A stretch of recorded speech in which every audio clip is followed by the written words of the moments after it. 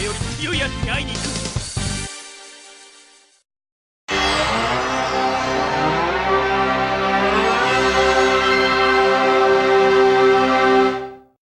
Hello again, this is all of the Street Fighters. Today we're looking at our second versus game. So we recently looked at X-Men versus Street Fighter, which was very exciting. It was characters from the X-Men universe against characters from the Street Fighter universe. And with the next game in the versus series, Capcom took that a step further. And rather than X-Men versus Street Fighter, we've now got Marvel superheroes versus Street Fighter. So obviously the big change there is that rather than having just an X-Men roster, you've got characters from all across the Marvel universe. So we've got the Incredible Hulk, we've got Captain America. We'll get to the character roster. Yeah, Marvel superheroes versus Street Fighter. So Marvel versus Capcom is a very well-known entry in the Street Fighter series, but I think less well-known.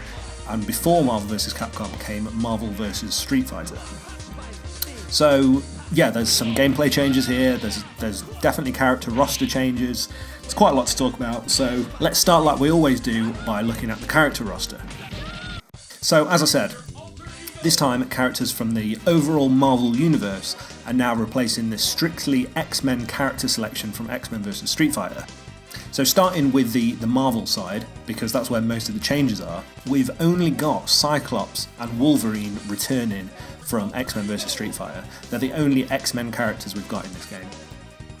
So replacing all the other X-Men characters are Blackheart, Captain America, Incredible Hulk, who's one of my faves, Amiga Red, Shuma Gorath, and of course Spider-Man. So then the Street Fighter side is mostly the same as X-Men vs Street Fighter. They've actually taken out two characters, so they've removed Cammy and Charlie, weirdly, although Charlie does feature in the game as kind of a secret character. We'll get to the secret characters later, but they've basically taken out Cammy and Charlie, and they've replaced them with Dan and Sakura. So Sakura's a favourite of mine, so that's exciting. Dan kind of less so, I would have kept Cammy.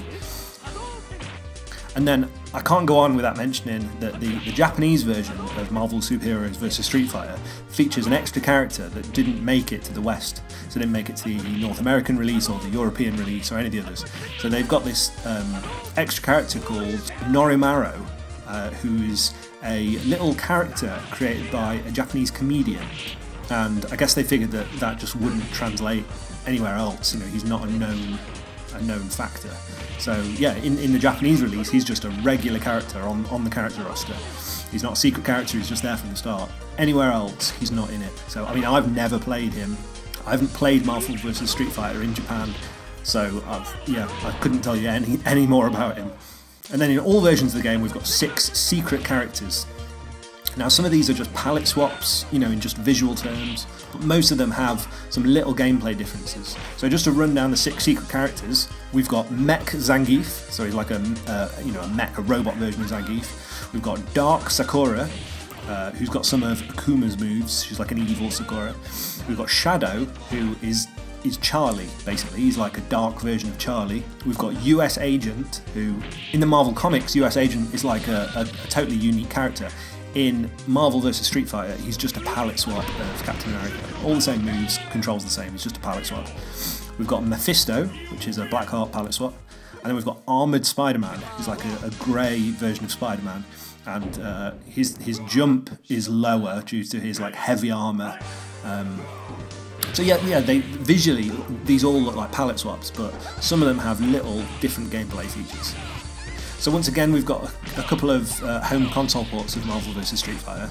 The Sega Saturn version, very similar to X-Men vs Street Fighter. The Saturn version requires the 4MB RAM cartridge, and it's definitely the preferred port of the game. It's more or less arcade perfect. It's got all the features from the arcade game, feels kind of the same to play, and it's contrasted with the PlayStation version, which once again, it lacks the tag team mode. And it's just like, it misses a lot of the frames of animation, and it feels a bit more, not sluggish, but it just doesn't feel as smooth to play. So if you've got access to a Sega Saturn and a 4MB RAM card, it's the preferred version. So we've looked at characters, we've looked at the console ports. What about the gameplay changes? Because on the face of it, this looks very similar to X-Men vs Street Fighter, just with a few extra characters. But as always, there are some gameplay changes. Most notably, Marvel vs Street Fighter is known for introducing a variable assist. So what the variable assist is you've always got this tag system in it, in X-Men vs Street Fighter, and in all the Marvel vs Capcom games, you've got this tag system where you pick two characters, sometimes three, but in these games it's two, and you can, in X-Men vs Street Fighter, you could tag in your other character. So when your character was running low on health, you just tag in your other character and they'll jump in instead. In Marvel vs Street Fighter, you can bring in your other character to do a special move, and then they'll jump out. So you don't actually take control of them, you just call them in for one move. Which can, when you use that in combos and as part of a combo string, it obviously brings in a lot more opportunities for attacks. Now, as these things usually are, it's a risky maneuver because when your other character jumps in, as I said, you're not controlling them, they just jump in, do a move. But while they're on screen, they can be damaged by your opponent. So if you time it wrong and your opponent, does a big combo string or does a big super combo move or something, your second character can be taking damage, which you can't block because you've got no control over it. But generally, it's a positive, it's something to do as part of your combo, just to add another few hits or fire a projectile at a different part of the screen, because some of them will fire diagonally or vertically. But it's very cool. So, as in X-Men vs Street Fighter, I didn't actually talk about this in the video, but we can pretend that I talked about this. Apocalypse is the boss, or in this game is the penultimate boss. So both of your characters will fight against Apocalypse, who's massive, he takes up the whole screen and you're kind of fighting his hand and you can hit him in the face, but he's this huge boss. In Marvel vs Street Fighter, when you beat Apocalypse, the final boss is revealed to be Cyber Akuma.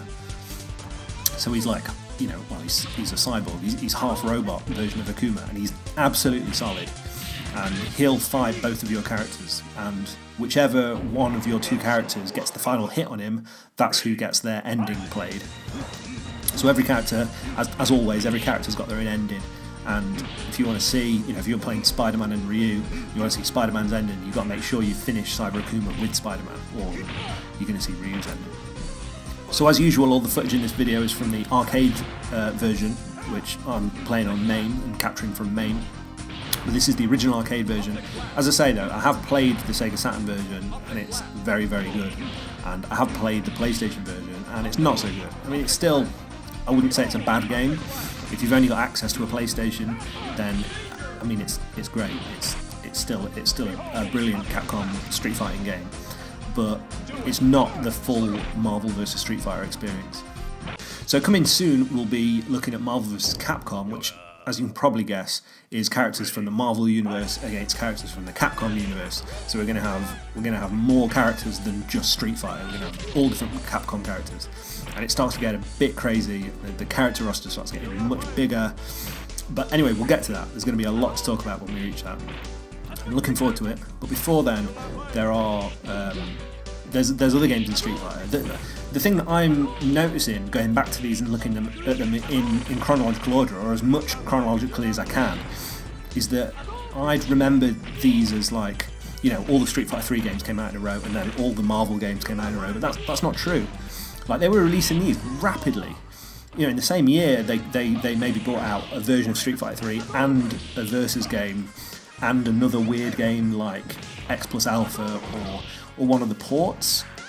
Like the Master System version came out like the same year as Street Fighter 3's Second Impact came out, and they were really knocking them out, and they're kind of staggered. So when you look at the order of the videos in this series, I'm trying to keep them chronological, but that's why they're jumping around.